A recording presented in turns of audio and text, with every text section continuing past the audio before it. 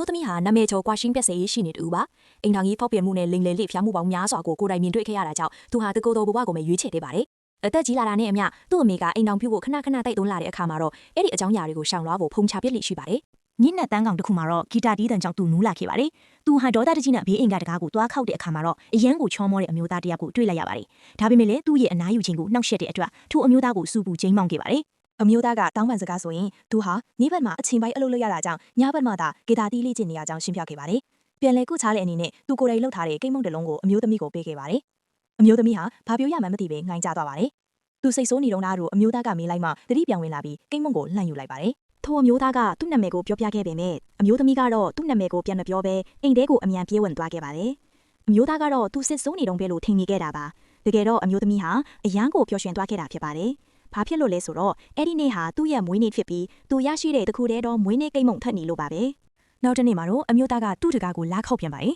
။အမျိုးသမီးရဲ့အဝတ်စားတွေကသူ့ရဲ့ဝေဒနာပေါ်ကိုလွင့်ကျလာလို့သူရှော့ဖွပြီးပြန်လာပေးတယ်လို့ပြောပါတယ်။အမျိုးသမီးကလည်းနှွေးထွေးစွာကြီးစုတင်နေပြီမြင်အထုပ်ကိုဖွင့်ကြည့်လိုက်တဲ့အခါမှာတော့အထဲမှာကသူ့ရဲ့ညအိတ်ခေါင်းဝင်ထိနေပါတယ်။သူဟာချက်ချင်းပဲရှက်ကူးရှက်ကန်ဖြစ်သွားပြီးထိုအထုပ်ကိုဘေးသို့ပစ်ချလိုက်ပါတော့တယ်။တစ်ဖက်မှာလည်းအမျိုးသားအချိန်ပိုင်းအလုပ်လုပ်နေတဲ့ကော်ဖီဆိုင်ဟာသူ့ရဲ့ရုပ်ရည်ကြောင့်ဖောက်တယ်တွေနဲ့ပြည့်နှက်နေပါတယ်။ဆိုင်ရှင်ကသူ့ကိုအမြဲတမ်းဝန်ထမ်းဖြစ်လုပ်ဖို့တိုက်တွန်းပင်နဲ့သူကညှင်းဆိုခဲ့ပါတယ်။သူဟာအကြောင်းပြချက်အချို့ကြောင့်တချင်းမရေးနိုင်တော့တဲ့ထိတ်တန်းဂီတပညာရှင်ဟောင်းတဦးဖြစ်ပြီးဒီမြို့သစ်ကိုအနားယူဖို့ရောက်လာခဲ့တာပါ။ဒါကြောင့်ဒီမှာဘလောက်ကြာနေဖြစ်မယ်ဆိုတာသူမသိကြပါဘူး။အိမ်ပြန်တလီကားထမှာတော့အမျိုးသမီးကအမှုတဲ့တယောက်နဲ့ဖုန်းပြောနေတာကိုတွေ့ပြီးသူဟာကွာရှင်းပြက်စေရေးရှိနေဆိုတာကိုအမျိုးသားသိသွားပါတယ်။အမျိုးသားကတတိမွေးပြီးအမျိုးသမီးရဲ့နာမည်ကိုမေးခဲ့ပေမဲ့သူကထပ်ပြီးညှင်းဆိုခဲ့ပါတယ်။သူတို့ဟာရင်းနှီးဖို့မလိုတဲ့အိမ်ကြီးချင်းတွေသာဖြစ်တယ်လို့ပြောခဲ့ပါတယ်။အမျိုးသားကတော့စိတ်မကောင်းဖြစ်သွားခဲ့ပါတယ်။မကြခင်မှာပဲသူ့ရဲ့ကော်ဖီဆိုင်မှာအမိုးသမီးကတခြားအမိုးသားတယောက်နဲ့ချင်းတွေ့နေတာကိုတွေ့လိုက်ရပါတယ်။တကယ်တော့သူ့အမေကအမှုကိစ္စဆွေးနွေးဖို့လိုလင်ညာပြီးပေးစားဖို့စီစဉ်လိုက်တာဖြစ်ပါတယ်။အမှန်တရားကိုသိသွားတဲ့အခါအမျိုးသမီးကချက်ချင်းplanကိုစူးစမ်းတာကြောင့်